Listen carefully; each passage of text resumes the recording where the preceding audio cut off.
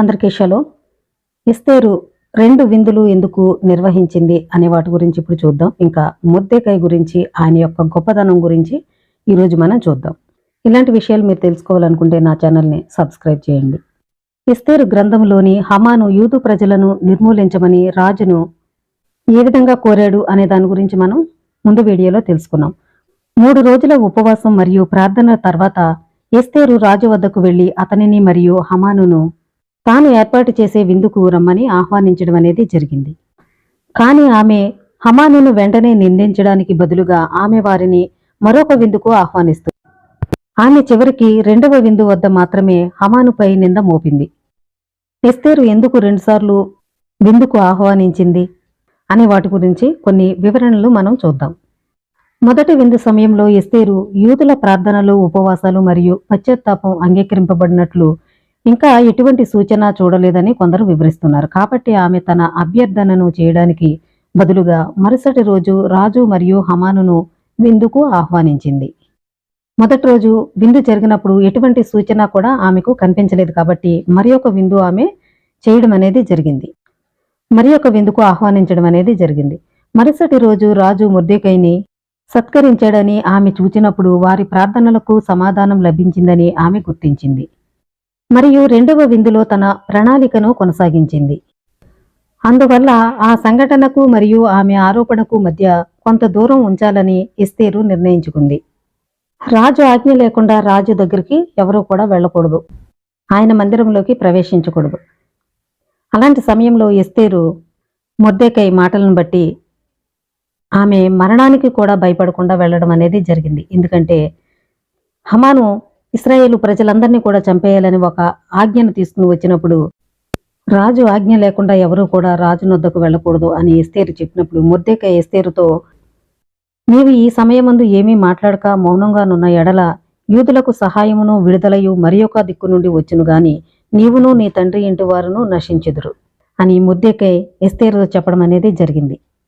ఇశ్రాయేలీలకు వచ్చినటువంటి ఆపదను బట్టి రాజనగర్లో ఉన్నంత మాత్రం చేత నీవు రక్షింపబడతామని అనుకుంటున్నావేమో, ఈ సమయంలో నీవు మౌనంగా ఉంటే యూదుల్ని రక్షించడానికి సహాయము మరొక దిక్కు నుండి వస్తుంది, కానీ నీవును నీ ఇంటి వారును నశించుదురు అని అక్కడ చెప్పడం అనేది జరిగింది. కాబట్టి ఎస్తేరు వెంటనే రాజు ఆజ్ఞ లేనప్పటికీ మరణానికి కూడా భయపడకుండా ఆమె రాజు యొద్దకు వెళ్ళడం అనేది జరిగింది. ఎస్తేరు ఆశ్వరేషు సింహాసనపు గదిలోనికి విగ్రహాలతో నిండిన ప్రదేశంలోకి ప్రవేశించినప్పుడు దైవిక ఉనికి ఆమెను విడిచిపెట్టిందని తాల్ముద్ వివరిస్తుంది. బహుశా ఇది అద్భుతాలు జరగడానికి అత్యంత అనుకూలమైన ప్రదేశం కాదని నిర్ణయించుకుంది. అందుకే ఆమె తన స్వంత గదులకు విందుకు ఆహ్వానించడం జరిగింది. అయితే హమాను విగ్రహం యొక్క డిజైన్తో చేసిన దుస్తులను ధరించి వచ్చాడు. మొర్దెకై మొదట హమానుకు నమస్కరించడానికి నిరాకరించడానికి ఇదే కారణం.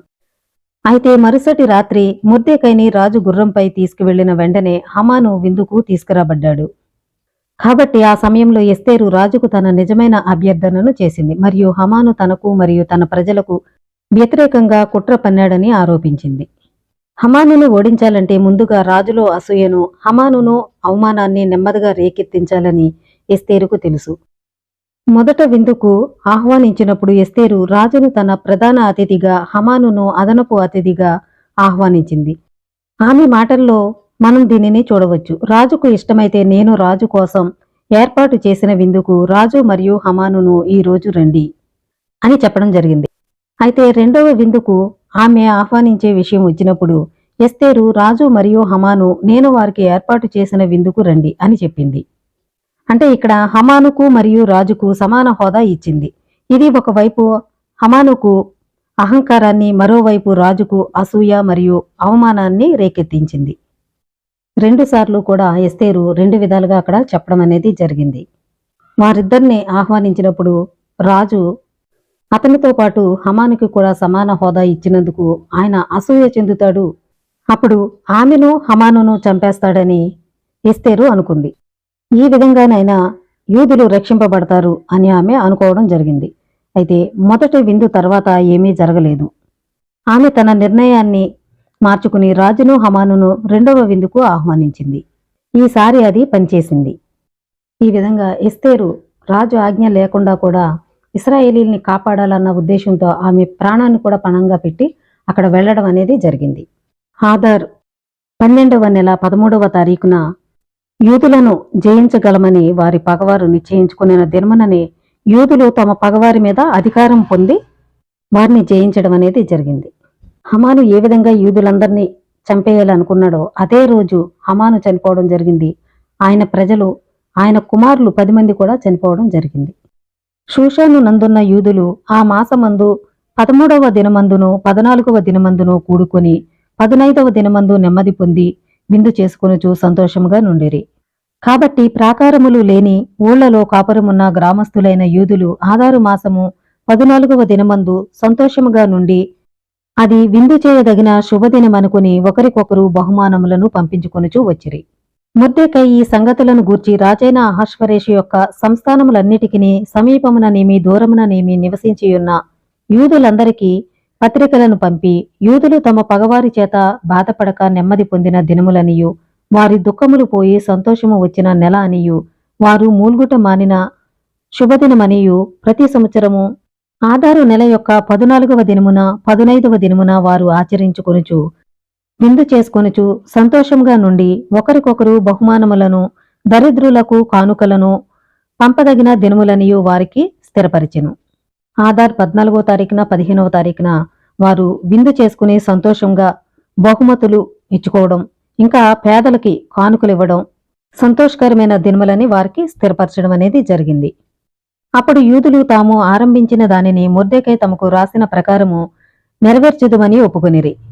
హమాను యూదులను నాశనం చేసి నిర్మూలము చేయవలెనని పూరు అనగా చీటీ వేయించి ఉండగా ఎస్తేరు రాజు ఎదుటికి వచ్చిన తర్వాత అతడు యూదులకు విరోధంగా తలపెట్టిన చెడు యోచన తన తల మీదకే వచ్చినట్లుగా చేసి వాడును వాని కుమారులను ఉరుకొయ్య మీద ఉరి తీయబడినట్లుగా ఆజ్ఞ వ్రాయించి ఇచ్చెను.